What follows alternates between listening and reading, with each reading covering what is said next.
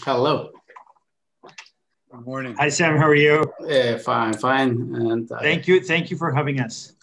Oh, first of all, I would like to thank you all for accepting our invitation. It's our great honor to be with you here tonight. Sorry for 10 minutes delay, and I think we should start now. First of all, I would like to introduce you, Camilo, and then we can start our session. Then at the end, we can get the questions. But I've heard Dr. Kantor have to leave earlier, maybe, so we can get the questions for him earlier then. And I would like to introduce you, Camilo.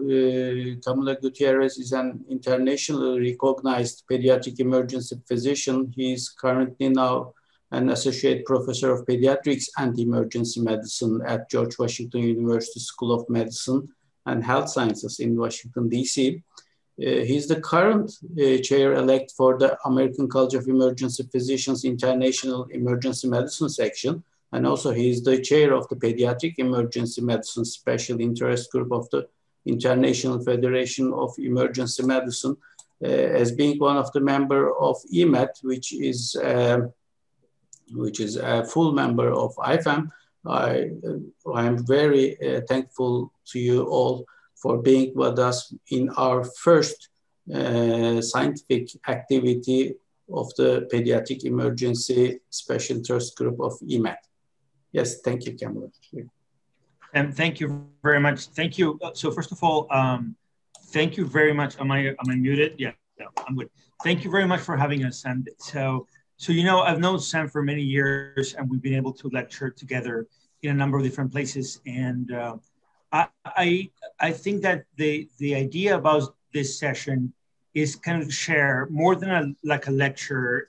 It's more like a discussion, right? And we want to be able to have a conversation about, you know, the thoughts and the needs of, you know, developing pediatric emergency medicine care within emergency medicine, right? And that's what we've done for numbers of years. So I think we all wish we were there with you guys in person, but hopefully soon we will be able to do that. Anyhow, let me first introduce our speakers. Dr. Kantor actually has been a friend and a mentor for a number of years. Dr. Kantor is one of the very well recognized pediatric emergency medicine physicians in the United States, and again, Richard has been one of the first. Like when we sit down and take the board of emergency medicine, we answer the questions that he wrote, right, Richie?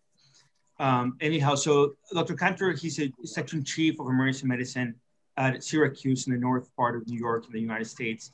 He also is the director emeritus for the Poison Center. And he also the director of the fellowship program on pediatric emergency medicine. He's very well known as an educator and researcher. He gives talks every year in all the national and international meetings of ACEP in the United States and abroad. And perhaps one of the reasons that he's joining us today is, and he will talk obviously about this, is Dr. Kantor developed perhaps one of the first pediatric curriculum for emergency medicine training. So he's extremely experienced. And like I said, he's been a friend and mentor, and I'm super grateful that he joined us. So we're going to start with Dr. Kantor first. He has to go early, so we can do some questions after that, and then we'll follow up. And then Dr. Myers, again, a good friend, Ward and I worked probably 10 years in Boston when I moved in. And Dr. Myers is also like amazing, you know, he did pediatrics, he did emergency medicine, both trained, you know, he did pediatrics and emergency medicine at Harvard Children's Hospital. And then we work in Boston University Medical Center together. He has his MPH from University of California, and he's medicine graduated for Stanford University. And Dr. Myers was the clinical director of operations for our division of emergency medicine in Boston Medical Center. And since then, he moved into China for a number of years to run the education at United Family Healthcare, one of the most established networks of private hospitals there. And since then, he and his family have been back to the United States. And I'm very grateful to see Ward and to see Dr. Cantor here. So, so I think we're going to start with Dr. Cantor. Then we can have some questions, and then myself and Dr. Myers can go ahead. And again, Sam, thank you very much for having us. It's our honor to be here with you guys. Okay, can you guys hear me? Yes. Oh, that's a good thing. Let me open my slide thing up. I just want to preface and first of all, thank you for having me. Camilo is a force of nature. He is international emergency medicine. He embodies it, he does it, he lives it, he breathes it. He's a true believer. I can't get past an ASAP meeting where he hasn't trying to convince me to go somewhere I've never heard of to give a talk. And it's a huge service. And any of the international exposures that I've had over the years have been so rewarding in the meetings and such. I'm sorry I can't be in Istanbul or wherever we are. I was there, it's hard to even, I'm so old, in 1970 with my now wife, but girlfriend at the time, hitchhiking and staying in youth hostels in Istanbul. And it was magical. It was, you can't describe it. So, so I thank you for having me here. I'm going to open up screen sharing and let's pray that everything finds its way. Okay, very good. And there we are. Camilo and I discussed what I could offer the group, and it's pretty much historical and taking you to the present day. And my perspectives on where we are now compared to where we used to be. And been doing this a long time. And basically, the concept I'm going to get into is Peds emergency medicine training for the EM residency graduate. Basically, everyone here knows on the call that in the States, you can do a Pem Fellowship in one of two ways. You can finish a Peds residency or you can finish an EM residency. Those are the two pathways. And I'm going to address specifically what an EM pathway looks like, how it got developed, and what we do for our applicants and our registrants. My background in brief, I'm boarded in a lot of things over the years. Some I was grandfathered in. As such, I was on a lot of committees and a lot of developmental milestones back in the 80s where we wrote the boards and things like that. I started a Pem Fellowship in my hometown in Syracuse in upstate New York in the 80s. And I took an EM fellow candidate in 90, which was radical. And why did I do that? I did that because my division of Peds emergency medicine was run by the emergency medicine department in Syracuse, not the Peds department. Now, this was rare because the majority of the Pem Fellowships, the vast majority, 99% back in the 80s, 90s, and early millennium were under the departments of pediatrics. And they really didn't have a feel for what the EM graduate was and looked like. I've trained 10, actually now it's 12 emergency medicine graduates since. And I was a member of the sub-board of Peds emergency medicine, one of the best jobs I ever had. And what did we do there? It was a conglomerate of Pem old guys and women who had responsibilities. We designed the curriculum for the fellowship. We wrote the Pem board questions, and we wrote the certification criteria. As such, I kind of proudly took ownership of my specialty in a good way. All right, so let's ask the first question. Why would an emergency medicine graduate just finishing a 3 or 4 year residency in EM go into a Pem Fellowship? They could walk out the door in emergency medicine and start making money, get a real job, and start paying back the educational debt they might have. Well, look at one thing. They enjoy taking care of kids more than adults. Personally, I can't stand adults. There's so many downsides to that, I can't even describe it. But they feel drawn to the care of children. Number two, EM training in emergency medicine is great, but the Peds part of it may be a bit inadequate. And it focused more on full arrests and codes and stabilization than comprehensive child care. And I think everyone on this call knows that the majority of Peds emergency patients are not acutely ill. They are intervally challenged.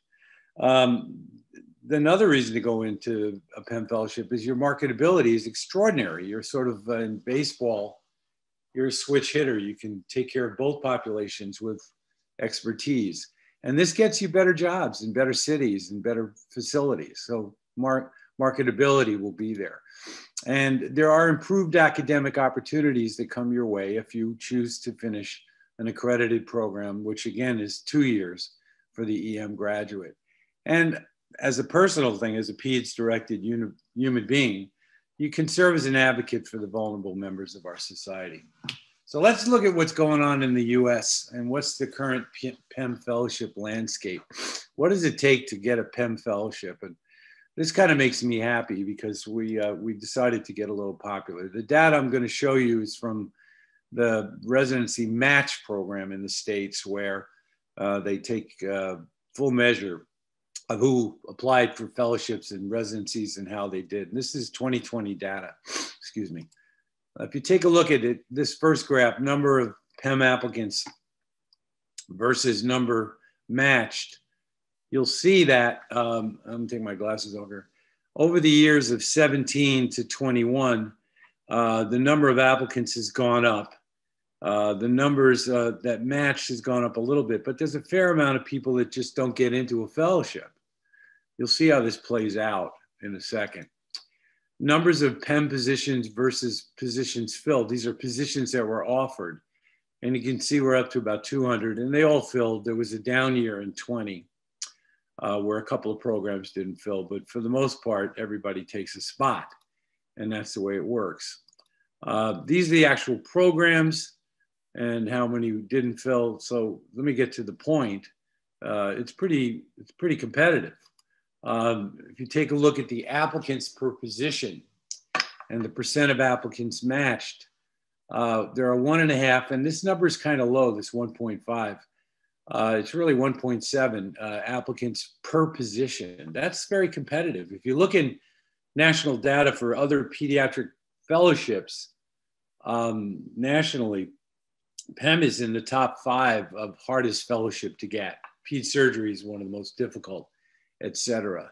So they're very competitive. And I'll editorialize this slide in a little bit because when we started Pem Fellowships, like I said, they were in children's pediatric hospitals. And I grew up in the American Academy of Pediatrics, but then I sort of moved over to ACEP, the American College of Emergency Physicians. And there's a different philosophy between the two organizations with regard to who should take care of the PEDS patient in the ED.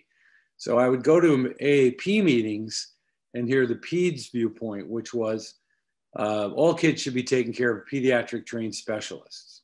Now that's not going to happen. We don't train enough Pem fellows to take care of all the kids in the country. That's absurd.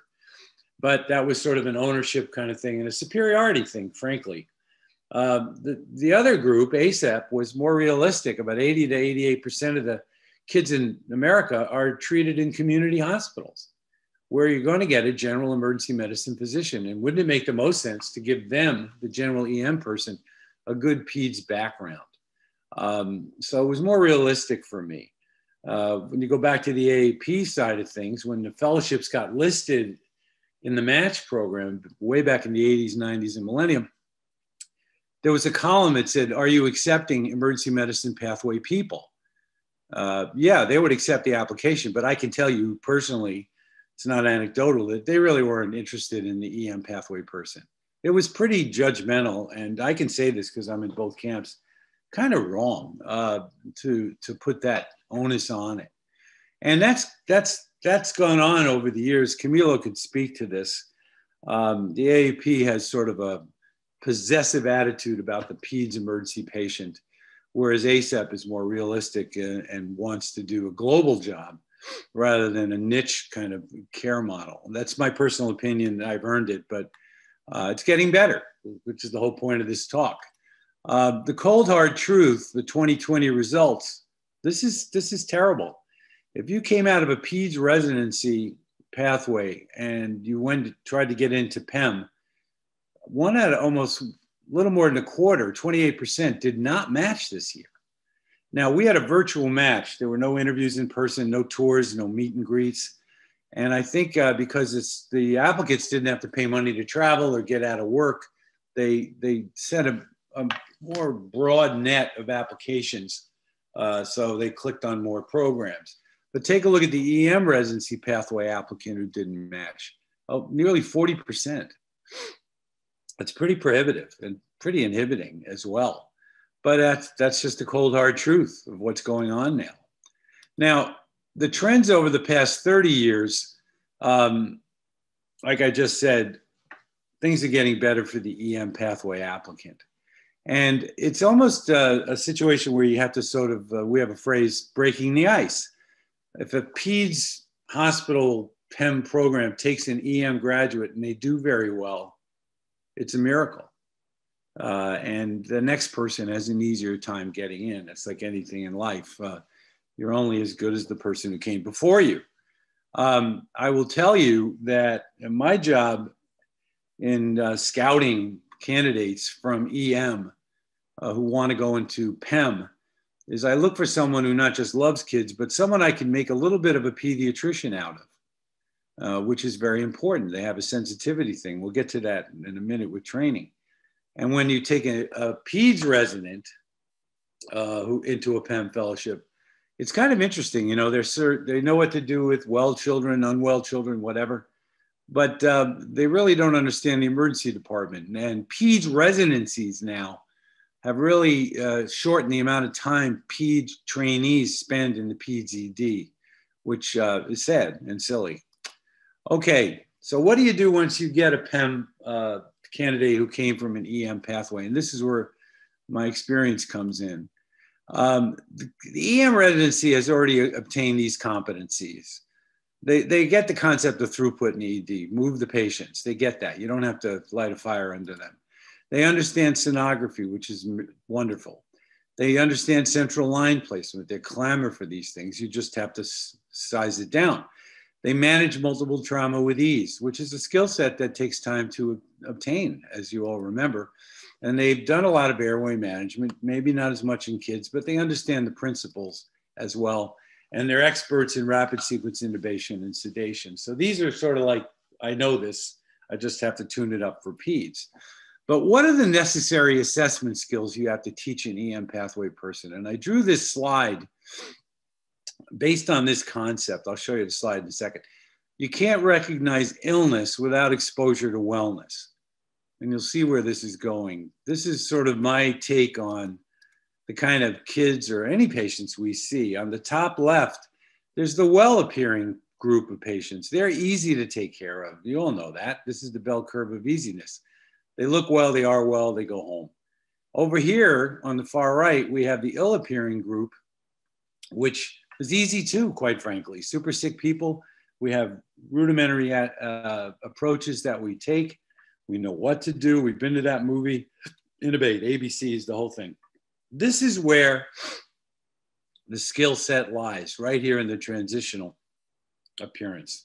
And let me show you what that means to the EM person. This transitional appearance is a patient that is not super sick, but could head that way. And this is where the art of practice comes into play. Who in front of you is going to get better on their own and you can send home, or is hedging towards a bad outcome and you need to recognize it. Now, it's one thing to talk to an adult and they talked about their chest pain, their back pain, their shortness of breath, their loss of memory, and you can measure these things. But everyone on this call knows that the practice of pediatrics in any of its forms, whether it's acute care or mundane care, involves an eye for the patient, an assessment. And you cannot pick out the sick kid without seeing all the well kids. So what we have to do for the EM pathway person is teach them this subset right here. And the only way they learn this subset is to learn this subset. And you'll see where this is headed. And that's just part of learning pediatrics. There's an old saying that you never know what it's like to have a child until you have one. I mean, anybody on this call can remember they could give advice about childcare until they really had one. It's the same with care.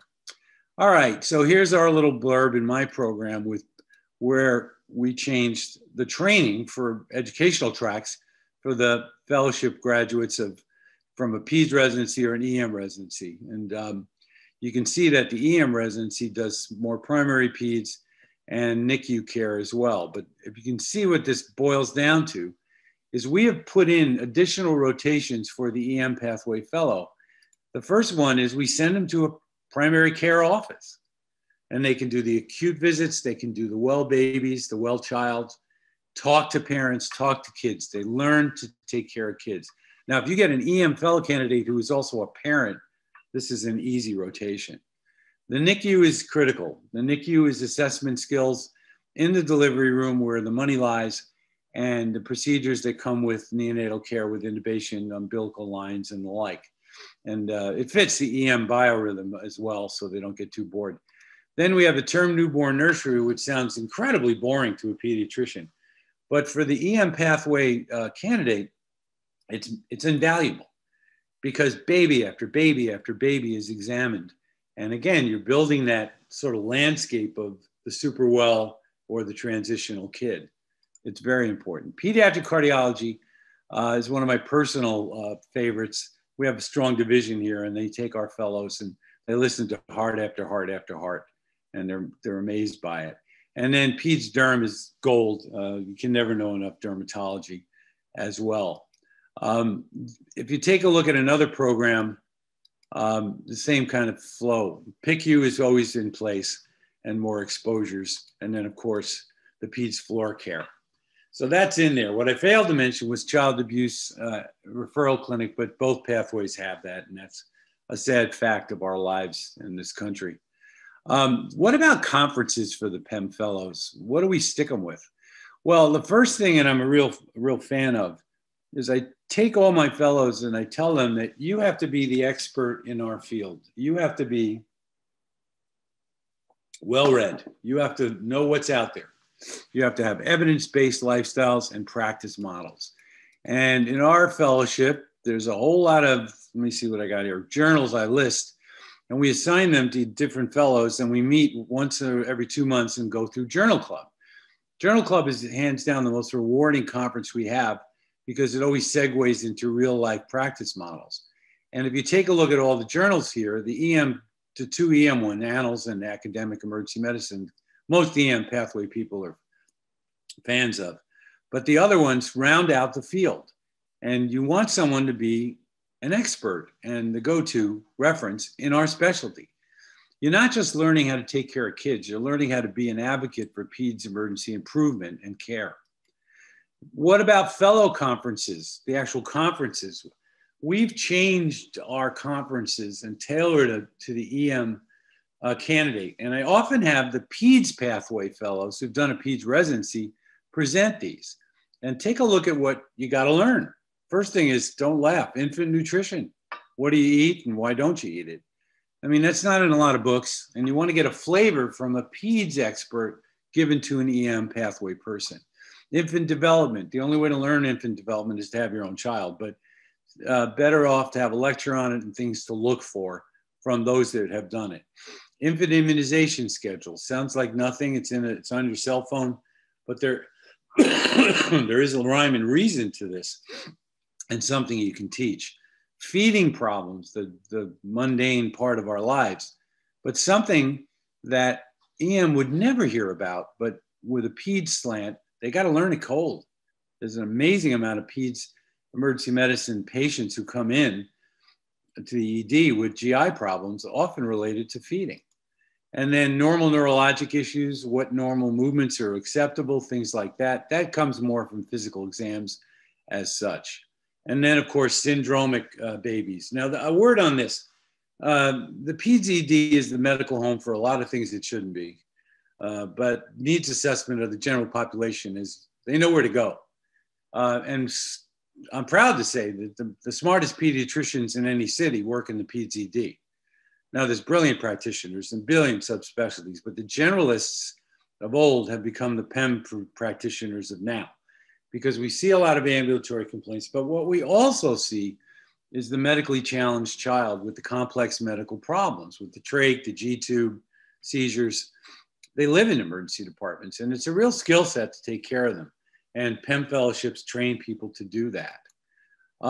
Tracking people that I've trained over the years, my EM pathway graduates, 3 who've graduated are now actual Pem division heads in academic EM programs. They have parlayed the fellowship into an academic appointment have started Pem programs. They were basically hired by emergency medicine programs and to begin a Pem fellowship, and they've gotten it done. That's a big deal for the amount of paperwork. 4 are working in both EM and Peds. They're incredibly desirable candidates because they can switch hit, as I said, or work on both sides of the tracks. And many are involved in ACEP Peds Emergency Medicine Committee work, giving something back to the specialty with policies and guidelines and all that stuff you learned and things like that. This is the bottom line. I'll end with this because I don't want to take up too much time. When you have a diverse group of learners or any subset of human beings, it greatly enhances the educational and functional experience. When I see my emergency medicine kids teach my general Peds people, everybody wins in that deal. And watching the EM pathway people become pediatric biased is one of the joys of my life. It's something that you can't describe until you see it. And that's pretty much the bottom line of this whole talk. You should create fellowships. You should welcome learners from both subspecialties, EM and Peds, because in the end, you're going to pay it forward, leave a legacy of some group that is dedicated to the health and well-being of children. And that's holy work anytime you can do that. So with that, I am done with my little rant here, and I will open the floor to questions. Since I'm under sort of a time constraint, let me go back to the shared window. And again, I want to thank everybody involved with this. Nothing would make me happy than to eat dinner in Istanbul, but I'm going to have to eat at home tonight like the rest of the world. And thank you very much.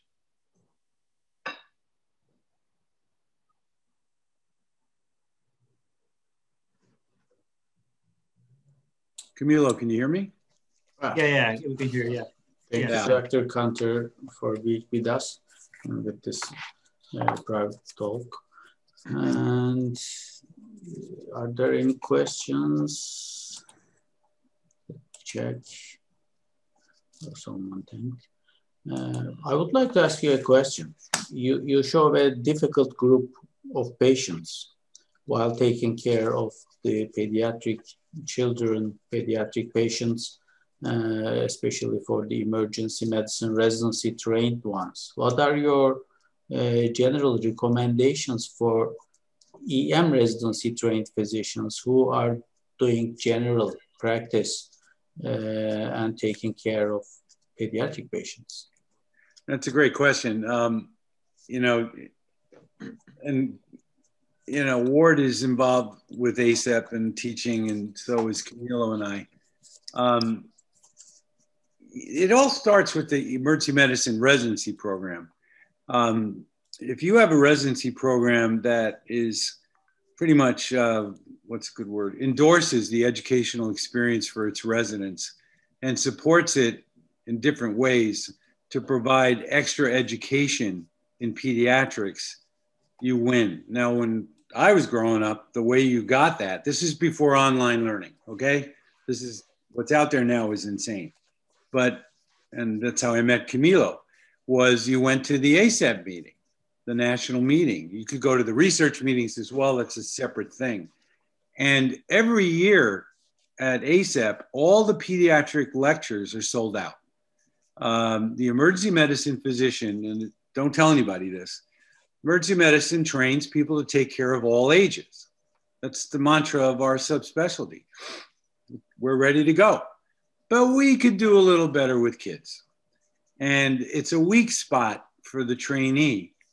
It's always, it amazes me when I see my adult colleagues, and I don't do adults anymore.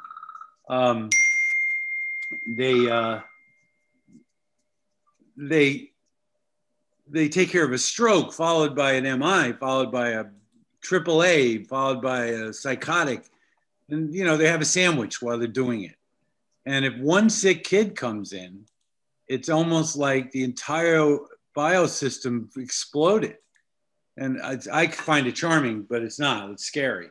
So the answer to your question, how can you help them, is one, to avail yourself of educational experiences from Peds EM people. Now, if you watch, I'll give you an example.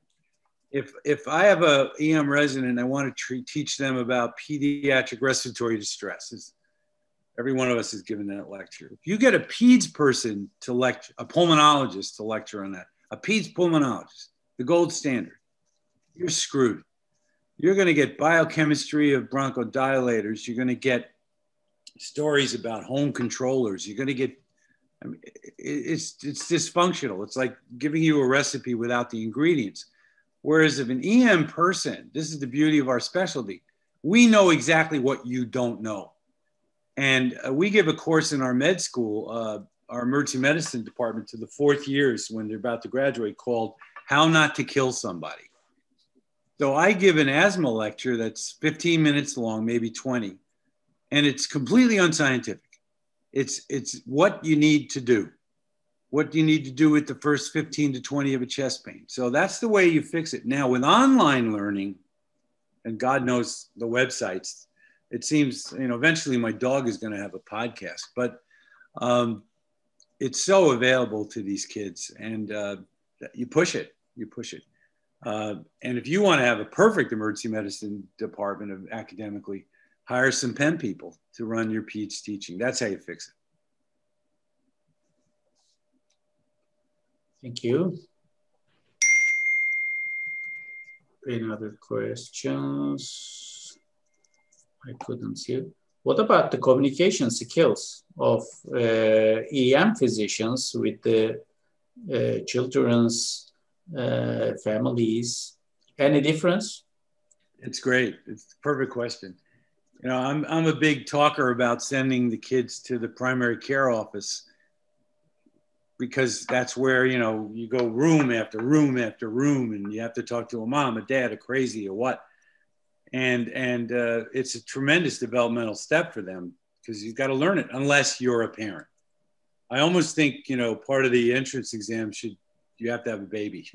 But I'm full of crap, because I wouldn't last, I don't think Camila would either, 20 minutes in a primary care office. If an EM guy goes into a well child visit, you'll look at a kid whose ABCs are stable, who's on the growth chart and moving air, and you go to the parent, we're set, good job. And then they'll say, well, he thinks he's the devil, or, So the way you teach the communication, just like I said, is the more well child exams, the better. And that is not in the ED. One of the things that we live, all of us on this call, whatever country, the pace of emergency care is so accelerated now, it's hard to teach.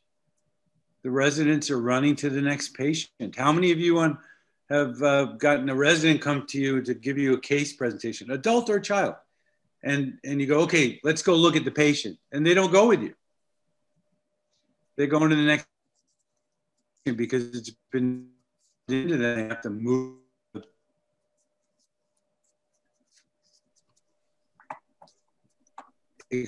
Exposure. And every one of my EM residents, even the single male hot guys, the real contemporary millennials, they really like the practice experience because they warm to it. That's why they went into Pem anyway. I don't have to do a big sales thing. Thank you. We don't have any questions, so we can move on, Camilla, if you want. Point. So, yeah, Ward, go ahead. Yeah, so Dr. Cantor, thank you so much for the lecture. One thing I'm curious about, certainly it seems like in the US and China, and I presume Turkey as well, a lot of Pem work ends up in silos. Sort of the children's hospitals tend to be these gleaming ivory towers where a lot of the pediatric knowledge for pediatric emergency medicine is kept. It's certainly something that I've seen happen in lots of places, and I presume may end up being an issue in Turkey as well. What do you suggest, Dr. Cantor, for trying to help, break that down and disseminate it across the land? I'll tell you, the biggest way you win over, it's human nature. When people do not know what you do, they assume you don't do anything. It's just the way we are. And you said one of my favorite words, silo. My other one is spectrum. Neither one is a compliment, but it's true. I've been in Syracuse way too long, and people will come by and I'll see them in the supermarket and they'll say, "How's the emergency room?" I said, "It's not a room, it's a department." I was at UCSF in San Francisco. A former residency person I trained with 100 years ago invited me to give Pem talks. Now, UCSF, this is a beta test. Now, Ward, you're a Bostonian. I mean, you did a lot of your training in the Meccas. God bless you. And don't get me started. So I was at a dinner, a faculty dinner. It was a 3-day meeting at UCSF, amazing Peds conference. Every subspecialty represented. I was the first EM guy they let talk. My buddy invited me there. I gave a talk every day. And I toned my jokes down. It was the Peds crowd. You know, I had to keep it, PG-13. And it was fun. I heard some great talks. But there was this talk by a neurologist, PD neurologist, talking about the effects of cell phones on the biochemistry of the human brain related to neurotransmitters, G proteins, M proteins, it doesn't matter. And he was wrong. His slides were incorrect. And I went to dinner that night in San Francisco with them, and he looked up and he said, "What'd you think of my talk? Was it a little bit above your head?" And it was sort of like EM pathway kind of thing. I said, "No, and I've already sent you correct slides to fix your pathways." He said, "Well, how do you know that?" I said, "Oh, I read it in the newspaper." It's a battle that you have. The way you win everything in emergency medicine or medicine is if you do two things, you can't lose. If you do what's right for your patient, you win. And if you're the smartest person in the room, you win. That's the end of it. Same rules. Know it all, do it all. I'll go to my grave. If I do my best for my patient, the rest of the world can go away. The end of it. That's all. And these are kids. How could you not want to do that? They're not looking for opioids or whatever. We're lucky to take care of them. Yeah, this is great. See, Sam, this is why Rich is like a friend or mentor, Yes. Every time we talk, I learn so many more things. Rich, I need to borrow your lecture too. When I travel, I'm going to take those slides. Yeah, I'll send them over. Listen, anything you guys ever need, this is the reason we do it. We pay it forward. And I wish everyone a happy, whatever holiday, who the hell knows. And I hope I see you down the road, Tim, okay? Thank you for being with us, and it's an honor to know you. Hope to meet you in person in Turkey in the near future. You still have liquor there, right? Yeah, we're good. Okay. Okay. Everybody stay healthy. Thank you. Bye-bye. Thank you, guys. Yeah, you want me to go ahead? Yeah, you can go ahead. Okay, let me share my screen. Okay, where's this screen? Let me see. All right, can you guys see this? Can you see it? Okay. Yes, we can see. So the way we had, Richard had to leave early, but the way we were thinking about this is like me initially giving kind of a history of how pediatric emergency medicine started in the country. You heard from one of the first, I don't need to say it, you heard from Rich, right, what it took. But let's go back a little bit and talk about this. Let me just move this a little bit here. Okay, good. So let's not even worry about this. So emergency medicine in the United States turned 50 years a few years ago, all right? And Richard mentioned this. In the 50s to 70s, there was the concept of the emergency room. So basically, it was an emergency room. It was in the basement of the hospital. There was a room where nobody else would want to go. And there was a bell like this. You can find this online. This is from the Emergency Medicine Residents Association. And there's a beautiful video commemorating this. And actually there was an emergency entrance, and that's how it worked, right? And it was the doctors that were worked there. And I am sure, Ken, that this is similar in other places, right? That didn't fit anywhere else. They would go there. And that's how it started in the 50s and 70s, right? In 68, the ASAP was started. In the 70s, the first EM residency training program started. And in the 70s, also the Board of Emergency Medicine started, okay? And this is a parallel of what we see right now with pediatric emergency medicine. When I do this and go to different countries in the world, and Sam, when we're talking about, right, Cam, you know, you're a pediatrician, but now you want to do emergency medicine. What is this the new kind of doctor we are?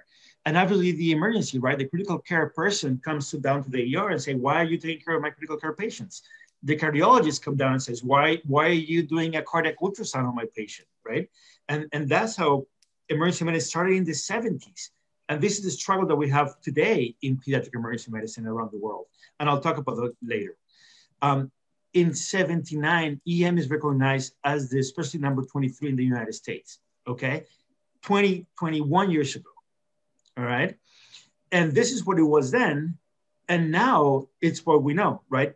This is our emergency medicine place in Boston, and where every time I see this, it brings me good memories, right? This is what we know as emergency medicine now, right? This is our hospital. This is my hospital here in Washington, D.C. So that's what's happening in the last, 20 something years, right? So what about pediatrics? All right. So in the 70s, like in most of our countries, pediatrics is very strong and it's been there for many years. In Colombia, where I'm from, the Pediatric Society just turned like 140 years old. So they've been around for a long time, right? But they knew at some point that they need to understand pediatric emergency medicine, right? And this is important. They needed to have a textbook, your textbook, identify training, which is what Dr. Cantor has done, have support at society and political, which is the Academy of Pediatrics and the College for Emergency Medicine has done, have your own journal, right? And have certification. And in the 80s, it became really clear that the care of children is not the same with the care of adults, okay? And this is how it started happening in the United States. In the 70s, emergency medicine for services, they had a decree, okay? They made this a political thing. We need to improve the outcome of patients with trauma and critical care. And this is how they started working in pre-hospital medicine, EMS. But you know what? They forgot about children, okay? The kids were ignored. They were treated as some small adults. And during those years, there were over 20,000 pediatric deaths related to trauma, okay? So then it became the question, like, what do we do different for kids? And it was only until the 80s, 20 years ago, that the first Pem Fellowship started. This is around where Dr. Cantor was. The first Pem committees, the first textbook came. This is the Fleischer textbook, which is our Tintinelli, book of pediatric emergency medicine. Then the Journal of Peds Emergency Medicine started. And this was like the fathers of our specialty, right? And this is in the 85, okay? In 85, it was recognized that Peds emergency medicine was important at the pre-hospital level. And that's why the United States came up with this federal program to create and to develop pediatric specific pre-hospital care. And this is the EMS for See Children program, which I was lucky to be the chair for in Boston, Massachusetts for like 5 years before I moved to Washington, D.C. And then in 88, the Pulse that you know, and then the APLS, that you guys are familiar with, started. In the 90s, like Dr. Cantor started, there was increased number of fellowships. In 92, this is like, not a long time, the first examination. And in 92, Pem is recognized as a specialty in the United States, okay? And then the research network that you guys are familiar with, PECRN, started in 2001. So what is this? It took us 13 years to understand that children and pediatric emergency medicine is important. It took in this country 13 years, right? So I think, and what you guys are doing is, and by having us here and bring these questions is very important, right? To recognize those things. You know, obviously with that comes and guidelines of how to take care of children in emergency departments, and we have those. Those are, you know, these are like old ones, and they're new ones, right? Recent ones. How we take care of children in emergency departments, right? And this is very important because, and please can tell me how it works in Turkey, but here in the United States, most of the kids, I don't know where you can tell me, like 80% of the children in the country are taken care of emergency medicine physicians in emergency medicine departments and not in pediatric emergency medicines. Like Dr. Myers mentioned, like we're lucky, like I work in a hospital that has everything, right? But that's not the reality for most of the country. And there's some surveys that we've done. Maria Angosha-Hill is also one of my mentors, and she's, you know, contemporary with Dr. Cantor. And these are the things that they look into, like how many policies in our departments take care of children's. So one thing that I would say for the members and for the people in this call that are interested in pediatrics, look at this within your emergency group, right? How many policies we have to address the care of children? Do we have the equivalent medications to take care of children? What about the supplies that we have? What about the resources, right? We can stabilize a kid, but then are we gonna get admitted to the intensive care unit, or we need to send him somewhere else, right? What about preparedness of both nurses and physicians? How comfortable they are taking care of kids? And obviously awareness of guidelines on pediatric preparedness, right? So these are important things that we should start asking questions about if we want to get involved with kids, right? And again, this was back in 2007, and we did this survey, or they did the survey again a few years ago, okay? And this is what, you know, 30% of emergency medicine visits are children in general emergency departments in the United States. 5% of them require tertiary care. They need a critical care person, they need airway, they need trauma care. And like I mentioned before, like most of the kids in this country are taken care of in general hospitals and not pediatric centers. And only 6%, and this is data from a few years ago, have all the recommended requirements that take care of pediatric patients. Again, going back in 2007, this publication from Institute of Medicine came about. And it's kind of the beginning of the understanding of what the difference and the needs of kids are. I'm not gonna go through this. I think Richard talked about it already. Very competitive, and this is, I wanted to show this from pediatrics, right? The programs, this is a little bit older than he showed, and from emergency medicine, right? Just to clarify, to make it clear, so the way it works in the United States, it's called a match, right? So you send your applications everywhere you want to go. You just send your CV, your application, I want to work with you. Then you get an interview and you talk. And then if I like you to be my program, I send my application. If you like me, you put me in the match, and then it matches. That's how it's called a match. So if I like you as a program, you like me as a candidate, then you match, right? And that's why it's called a match, and it's like a lottery, right? There's one day, a Wednesday, that the match happens, and that's where you know you're interviewed in 20 programs, and you send your papers to 30 programs, and then you know then which ones like you, and then you're connected to the one that match you. That's what's called a match. It's different. This is the only country that it works like this. Everywhere else is different, you know. But like we talked before, it's very competitive. Okay, and obviously here for foreign grads, it's even harder. Okay, this shows the number of pediatricians, like pediatric emergency medicine physicians in the country. This United States, and you can see where there are places like New York, where Dr. Cantor is, Rhode Island, Boston, when Ward and I work, New Jersey. There's a lot of pediatric emergency medicine, but look at this is Alaska, this is Montana, Wyoming. There's other places where there's only a handful, you know, of pediatric emergency medicine doctors for the population. Okay, and this is not too long ago. This is a few years ago. So there's a huge disparity of where pediatric emergency medicine trained people are.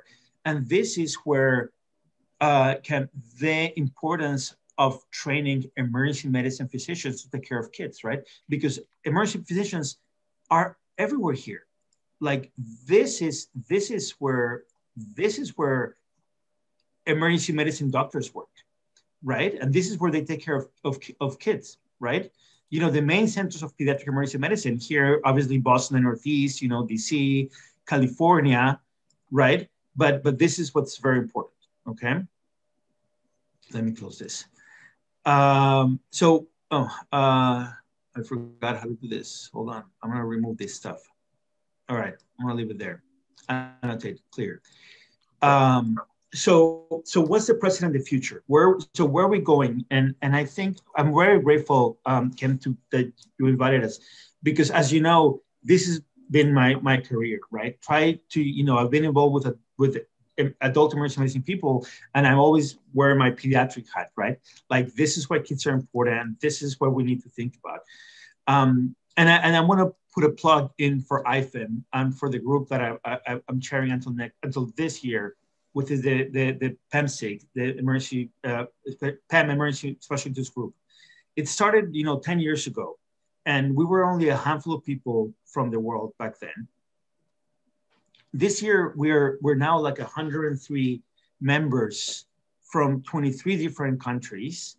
I don't see anyone from Turkey here, Ken, right? I hope after this, we can have some of you guys that would be advocates for the care of children that would join our group. So we have an incredibly good group of people, all specialists with interest in care of children. And we welcome more. We need to get more regions in the world involved. And that's our mission with PEMSIG and IFEM. This is some of our membership that we have. So from 32 countries representing 26 different emergency medicine societies. And just a word to finish on PEM. So these are the countries in the world that recognize PEM as a specialty. Canada, United States, Mexico, Costa Rica, Brazil, South America, only Argentina and a couple of countries, South Africa. This is as a specialty recognized, right? I found out through Ken that Turkey has it through Pediatrics. But these are the number of training programs, right? Look at that. Only like a handful of countries in the world have pediatric emergency medicine training programs. Okay, so it's a big gap and a big disparity that hopefully we can change. Again, so how can we change that, right? Like Dr. Cantor mentioned, like what are the deficiencies in emergency medicine training that we can improve, right? And I actually, that was groundbreaking for me. I never saw it that way, but he's right. Like seeing healthy kids. And he was right. I like going to the primary care clinic was horrible. I hated going and see healthy babies growing up, and is he walking? Is he making, towers for 3 or 4 cubes? Is he drawing a circle, a triangle? It was horrible. But that's very important, because if you don't know that, and actually the Rich's lecture was very enlightening to me. Again, there were meetings to address the goals. This is very important, how we try to hear from our EM residents what they want from pediatrics, right? And again, I understand it's not for every emergency medicine doctor, they don't want to see kids, but there's some of us. And I'm not a pediatrician, I'm not emergency medicine trained, right? But some of us like that stuff. And how can we incorporate areas of pediatric trained emergency medicine, like the country mentioned, right? Like critical care, cardiology, healthy babies, newborn babies, right? And I'm happy to share all this. And this is interesting, how to be successful in a collaboration, right? And this is what we do, right? It's a collaboration between emergency medicine and pediatrics. And it's breaking this silos that Dr. Myers talks about, right? So you want to collaborate, you want to put it in a context, right? What do we want to use? Household culture, we do here things very different that you guys do in Turkey that people do in South America or in Asia, right? How credible is what we do, right? Who can we reach out to talk about? And this is one of the reasons that we are thankful for your invitation, Ken, because we've been lucky to see this in different places.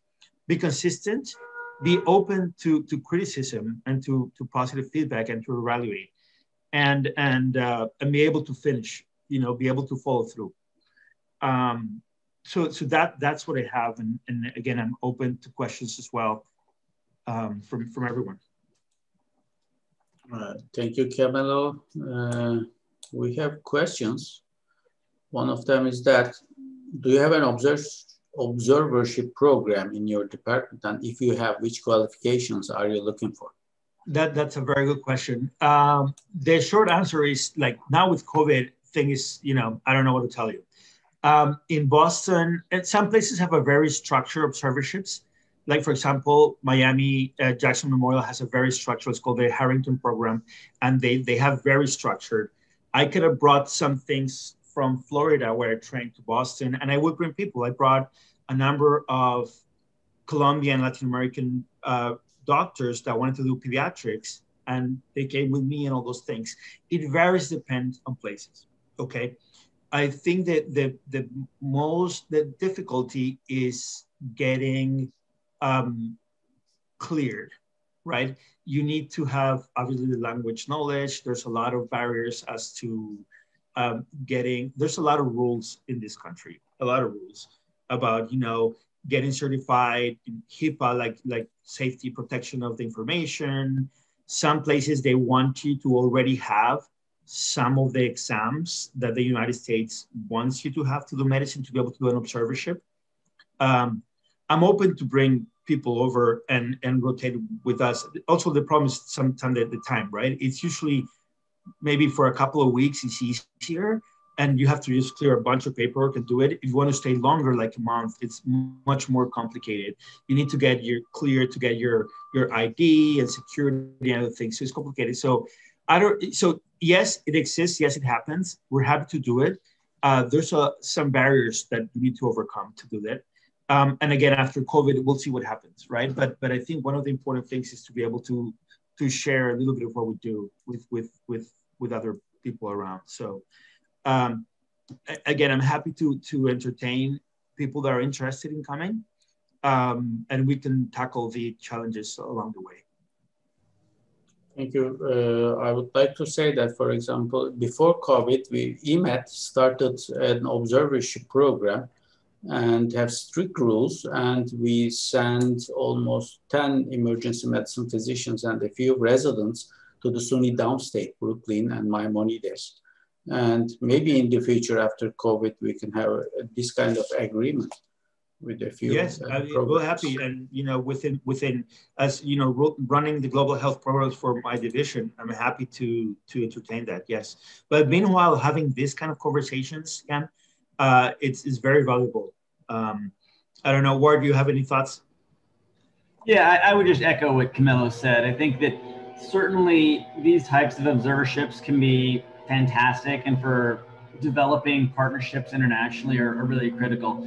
I think that for anything that's going to be longer than a week or two, doctors are really going to want to be able to be involved, touch the patients, talk to patients independently. And I need to mention that, yes.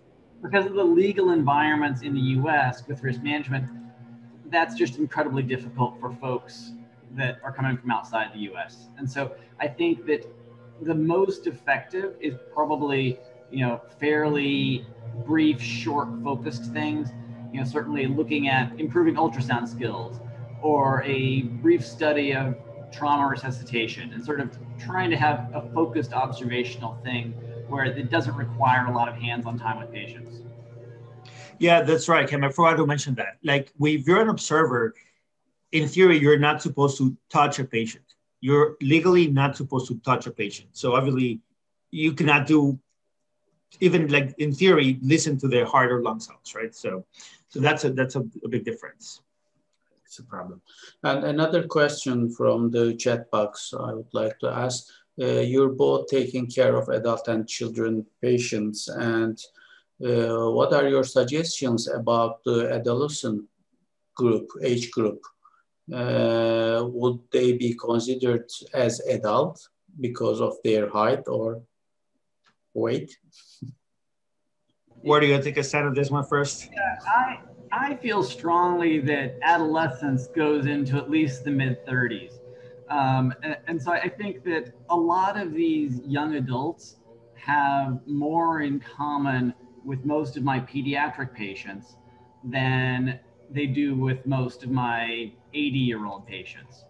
And so I think that we as pediatric emergency medicine physicians, are people who are enjoying caring for this patient group, should continue to feel very much empowered to care for the older adolescents. In the US, because of COVID, there's been a dramatic decrease in the number of pediatric patients or younger patients presented to the emergency departments for a variety of reasons. And so my current institution, as well as other institutions, have sort of increased that age limit up into the mid-20s, in some places higher, that will be seen by what would have been previously only like pediatrics only providers.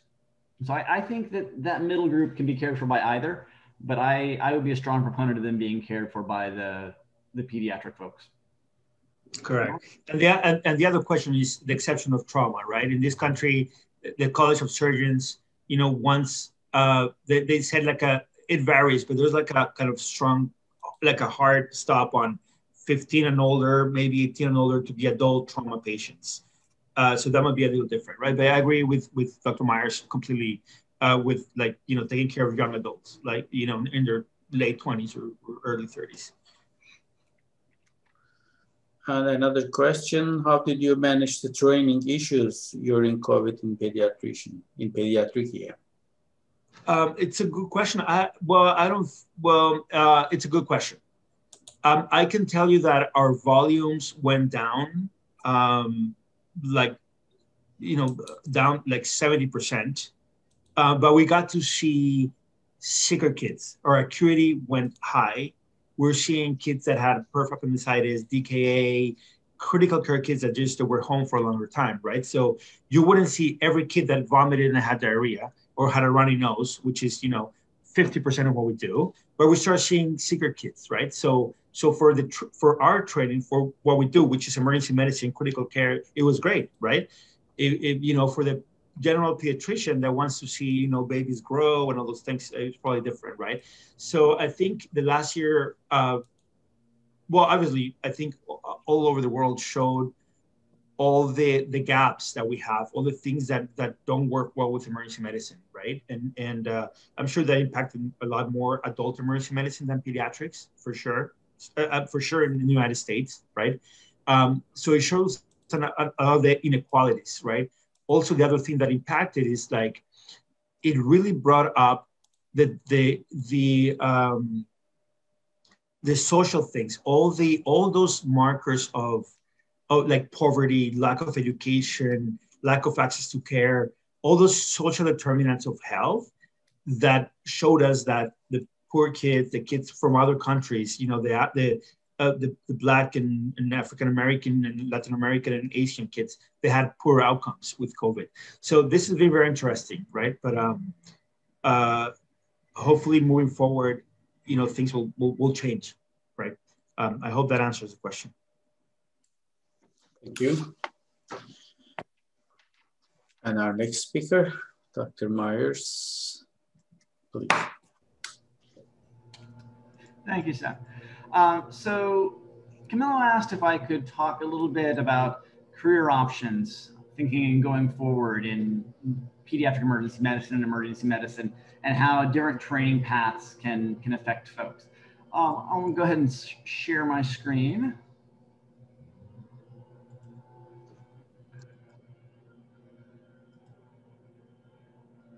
All right. Can I have a quick thumbs up if that's a visible screen? Great. So I wanted to give a little bit of background. So first off, as Camilo said, he and I met in Boston and worked there for several years. But in thinking about this talk, I really wanted to focus more on the other side. So not so much as a clinician caring for patients on a day-to-day basis, but more about if we're putting together a hospital system, what types of providers do we want to have? And really thinking about, you know, building emergency departments that can provide good care for our pediatric patients. And so that's what I wanted to spend a little bit more of this talking about, and looking at the same problem, but for perhaps from the other side. My time in China was really focused on helping build the emergency medicine services for a particular organization there. And so in this talk, I wanted to use that experience as a clinical case, because cases always help things stick in my brain more. And so I thought that trying to make that relevant to this current question. And so the hospital system that I worked for was called United Family Healthcare. It's the oldest and largest private international health network of hospitals in China. It exists in several of the major cities in China, and has 5 active emergency departments that are spread throughout the country. These emergency departments are in the sort of the medium to small range, 10,000 to 50, maybe 60, if they're especially busy, visits per year. And a large fraction of those visits are pediatrics. Certainly in the US, our numbers are a little bit closer to 20%, 25%. But within this group, a very large number of our ER visits were pediatric focused. And so the question becomes, let's say you're really guiding this development of an emergency medicine system. How do we staff these emergency departments? Who do we want working there? What's going to be the efficient way to do this so that we can provide efficient, safe, economical, and really valued care to our pediatric patients. And so then stepping back from that, sort of thinking of what are the options of the types of people we could hire. And certainly as United Family, we hired people from within China, but really from all over the world. And so certainly we brought physicians in from the US, many countries in Europe, from India, South Africa, Taiwan, Malaysia. And so there really are globally looking at bringing in emergency medicine and pediatric emergency medicine specialists. The various training paths differ from country to country, but there's certain basic categories that I wanted to think about. And so certainly you can have pediatricians who are only trained in pediatrics providing care in your emergency department. You can have emergency medicine residency trained people providing care in your emergency department to kids. You could have people who were initially pediatricians and then did the Pem Fellowship. You could have people who were initially emergency medicine physicians and then did a Pem Fellowship. You could have some dual peds and EM residency groups do that. And then of course there are non-physician providers. In the United States, we have many nurse practitioners, physician's assistants that all sort of lump into that category. In the United States, the vast majority of kids, as we talked about, are cared for in emergency departments by that second category, the EM residency groups of people. And many smaller are trained by our fellowship boarded individuals. And there's a variety of reasons for that. And we can kind of talk about those things going forward. The 30 million visits per year in the US are approximately the number of pediatric visits that we have. And the number of people that are in categories 3 and 4 is really only a few thousand. And so depending on the number, there's a couple of thousands of people that are board certified in Peds Emergency Medicine Fellowship, and then a few hundred that have come out of emergency medicine and going into the Pem Fellowship. And so when you've got 30 million visits and really only a few thousand fellowship trained individuals, it's very clear that we need to find some other way of being able to provide good, safe care for these kids. In the US, the number of people that are trained as I am, which is category number, I guess, 5, is is really small. There's a few combined residency programs, but it's, you know, something on the order of, you know, 5 to 20 per year that go down that path. And so it's a relatively smaller pathway compared to the others. I stole this slide back from Camilo's just recent talk because I just really wanted to underscore the point that he made. This really shows in the United States how, you know, tall and narrow these silos are. There are some sections of the country where almost all of these Pem Fellowship folks are concentrated, those deep blue areas, whereas the rest of the country, that care is provided by a variety of other providers. And in China, it's a public hospital system. And China, similar to the US, also has very much silos of care. So there are children's hospitals which are able to provide really very good care to their pediatric emergency patients, but those children's hospitals are few and far between. Also, the way that their systems are set up, the emergency departments can refuse care to patients.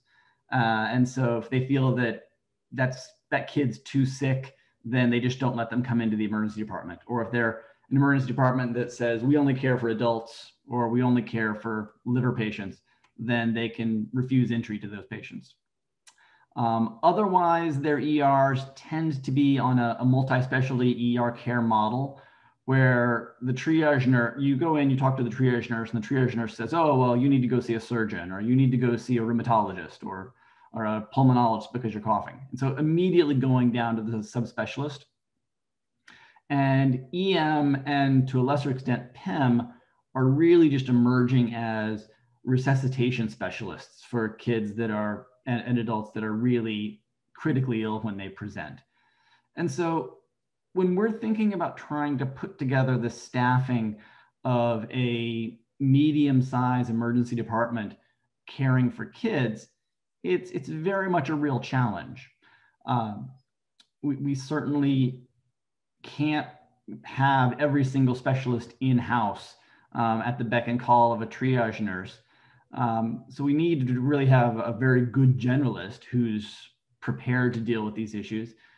But at the same time, we want to make sure that they've got enough pediatrics training. And thinking about these various pathways, there's certainly some have different skill sets. And so there are some clinical differences in Pem Fellowship trained individuals as compared to general emergency medicine physicians.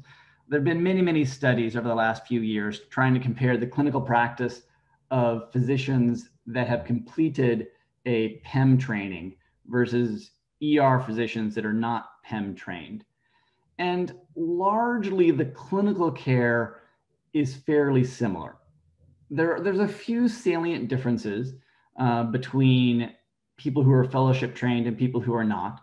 Most notably, the general EM doctors tend to order more chest x-rays, and they tend to order fewer blood cultures in the younger children, but neither the Pem Fellowship folks or the emergency medicine folks order as many blood cultures as the guidelines would suggest. And so I would say that largely there's a tremendous overlap in the clinical practice of general emergency medicine physicians and Pem physicians. We would expect that the Pem physicians are going to be doing it better because they do it all the time. But broadly speaking, there's going to be some substantial overlap. And so then we're left to really thinking about, well, what are the soft differences between these three pathways, or more than three pathways? And really, if we're going to be hiring and staffing our emergency departments, how are we valuing these other types of differences across the programs? So these are a few areas. I'm not going to fill in this chart, but I think that as you're thinking about how you're going to staff your emergency department, and really how I struggled with how we were going to staff our emergency department, it's important to look at the different kinds of providers that we can hire and really where their real strengths and weaknesses are. Certainly from a research standpoint, the fellowship in Pem folks tend to have a very strong training in research. And so they tend to be much more research focused and are able to really help advance the field of pediatric emergency medicine. Trauma, as Dr. Cantor said, is something that people who've spent more time in general emergency medicine tend to have more expertise in. Likewise with procedures. Complex kids, so kids that need multiple specialists for managing VP shunts or urea cycle defects or chemotherapy, tend to get better care under pediatricians who spent more time dealing with really complicated kids. Soft skills, certainly being able to talk the mom and dad down, tell them everything's going to be okay, and really, help them feel comfortable and good about the experience. Sometimes pediatricians do that pretty well. And the last thing is thinking about compensation. Generally your non-physician providers are expecting significantly less compensation. And then, as Dr. Cantor mentioned, emergency medicine providers tend to be expecting more compensation than those that come out of pediatrics. And so I think that this chart may not be the same for every country or even every hospital system. And so I'd encourage you that when you're putting this together in your hospitals, to really think hard about, what are our needs? What types of emergency physicians are we wanting? What kind of care are we wanting to provide? And then that can help dictate what type of peds emergency medicine training we want our folks to have. And so back to my clinical case. And so in our system, given that we had a fairly medium to small patient volume, there were many, many low acuity patients that we had. And as a private healthcare system, there was a real premium put on service and patient experience.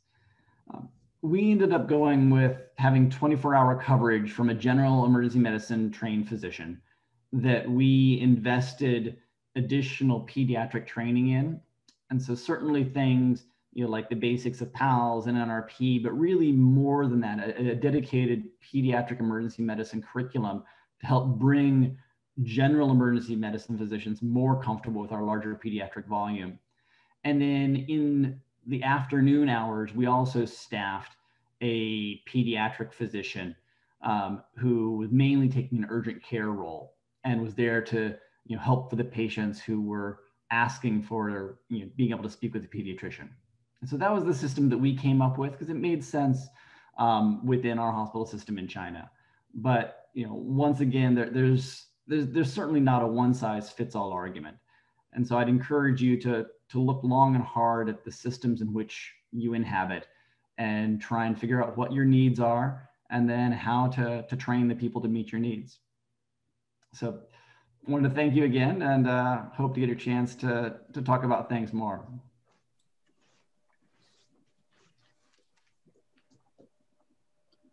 Thank you, Dr. Myers. Other friends are also with us now, but there are a few questions I would like to forward to you.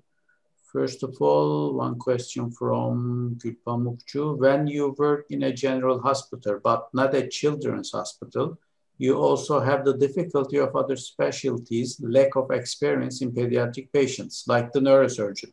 How do you manage that? Yeah, that's a good question. Ward, help me answer this. I think because we've always worked in the places where we have everything that we need. I think it becomes complicated when you need to refer someone from your basic place to a tertiary care. And again, here in the United States, there are laws that govern that. Like you have to see your patient, you have to be able to refer that. It's a good question. Do you have any thoughts about that? That if you're in a middle place and you need to get a primary specialty?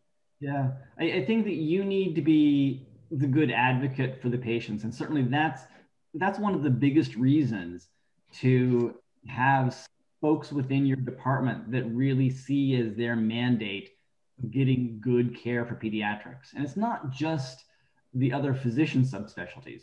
It's often the radiology technicians, working with your pharmacists to make sure they can have the appropriate sizing, making sure that you're able to stock G-tubes that are the right size. And so really having somebody within your department that takes this on as a mission to try and make your hospital as pediatric focused and able to provide good care for those patients as possible. I agree. Yeah, one thing that I think is important, and we found out through, we mentioned those readiness surveys, is what we call like a pediatric champion. Okay, and this is something we did. I was trying to pull out the paper. I couldn't do it right now, just to show you guys. But in Massachusetts, where I used to work, they are 72 hospitals in the state of Massachusetts, right? Out of those 72 hospitals, I think only 5 were pediatric and pediatric trauma centers. One of the things that we did while I was there was, in every hospital, we identified one person that was a physician champion, and we call that pediatric emergency care provider, like a PEC, pediatric emergency care person. Okay, it could be a nurse, it could be a physician, it could be someone, right? But that person who was the advocate for children would be the person who would look for, okay, do we have pediatric guidelines appropriate? Are we using things like, are we weighting our kids in kilograms or in pounds? Like, it's a problem in this country, and you do the wrong weight metrics and you give it a wrong dose, right? So basic things like that. Do we measure temperature in centigrade or Fahrenheit, right? Things like that, like small things. So after a couple of years it took us 2 years, but from 2015 to 2017, we were able to identify a pediatric emergency care champion for every one of the 72 hospitals in the state. Okay, and then we established this network of like being able to do some training. We did online lectures, online things to share about, right? And I think that is one way that you could start breaking those silos, having someone that can start having that conversation at the local level. Thank you. Another one, did you use telemedicine for low acuity pediatric patients during the pandemic? Yes, we did. We did implement an entire system of telemedicine. We were able to do like follow-ups by telemedicine. There was websites patients could sign in, and you can refer them. I see you today in the emergency department for fever or whatever. I would send the information through an email, and they would do a telemedicine follow-up. Where in New Jersey, you guys have something similar? We tried. We had much more of a challenge getting things working for the telemedicine piece of it, and so it was done, but honestly, it never really got off the ground terribly well. Our clinics were a little bit better at getting it set up, but it was a challenge.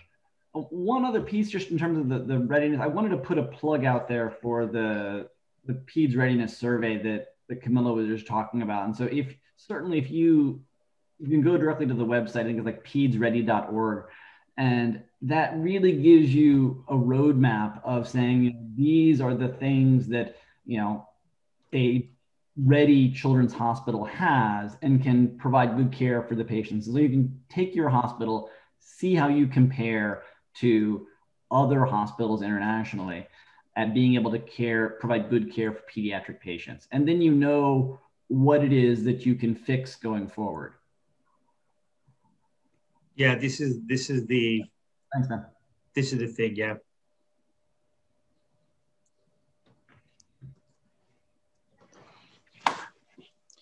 Thank you. Our other speakers are also here. Do you have any questions to ask?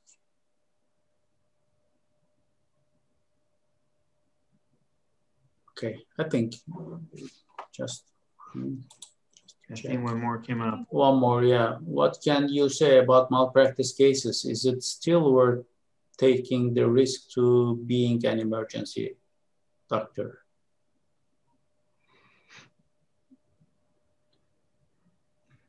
The US has a high malpractice environment, and certainly it's something that's a real entity in the United States and affects the way that many people practice, less or significantly more than the United Kingdom, and I don't know the Turkey environment well.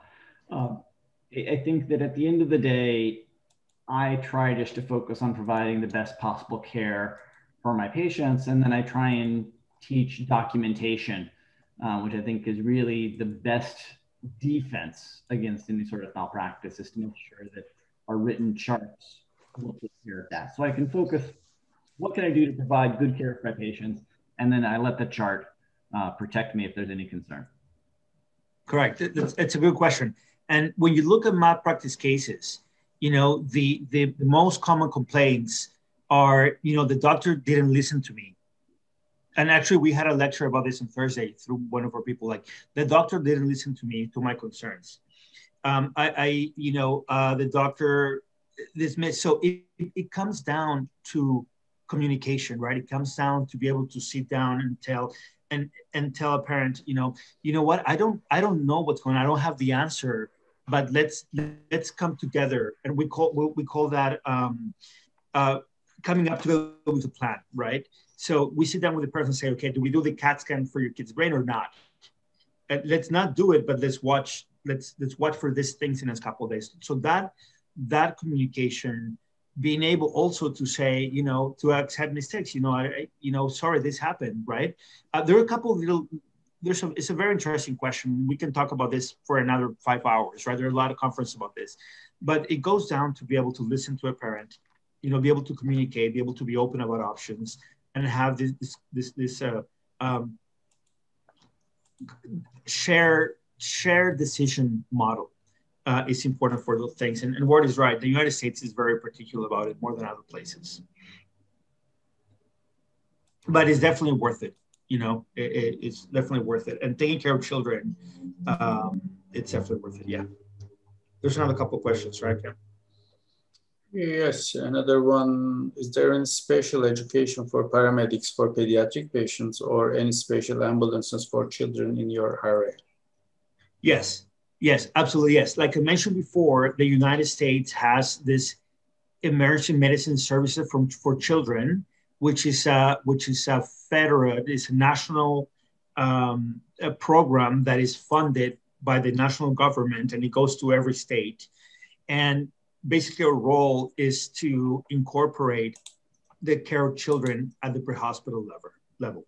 Okay, so that includes anything from does my ambulance have, you know, a pediatric equipment, to our paramedics are training pediatric things. And Ward and I work very closely in Boston to train our Boston EMS and other folks in pediatric readiness. And undoubtedly, like, training of pre-hospital care and taking care of children's impacts the outcome at the end, right? And now we can look at it thinking about shock and trauma and all those things, and we know what has been done at the pre-hospital level affects the outcomes. And we know what doesn't work either, right? We know that intubating kids in the field actually is worse than not, so we try not to do it, right? So yeah, definitely is very important, and I would encourage everyone that has interest in pre-hospital medicine to incorporate pediatric skills. And I think, you know, Ward and I are happy. And if we're going to do buzzword, we're happy to get involved with those conversations at any time. Thank you. We are out of time indeed, but if you have any questions, we can move on. I think we don't. So, Camilo and Ward, thank you again for being with us, also with Dr. Cantor. And this is our first scientific activity. And thank you for being in this activity with us. So we would like to take a group photo with this picture with this screen. I don't know who will take this, but Emilia has to put her cat back in the picture. Yes. Murat, I think there you go. You should open your camera.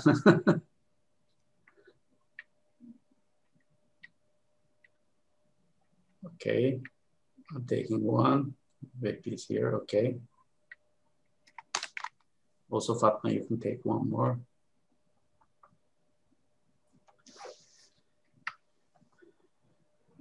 Okay. As we said, this is the beginning for our webinar and for our special interest group. And we hope to meet you in person in one of our conferences, maybe the next one in November. We hope to see you here. Yeah, Cam, we'll be happy. We're very grateful for the invitation, and like hopefully we'll see you in Lisbon if it opens up for the European Society. And again, I would encourage you guys, if someone wants to get involved with PEMSIG, with IFEM, just email me.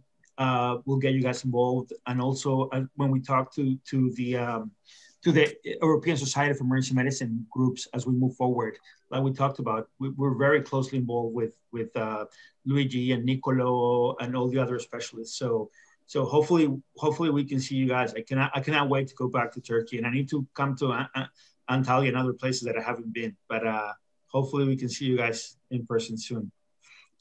You should, Ben. Okay.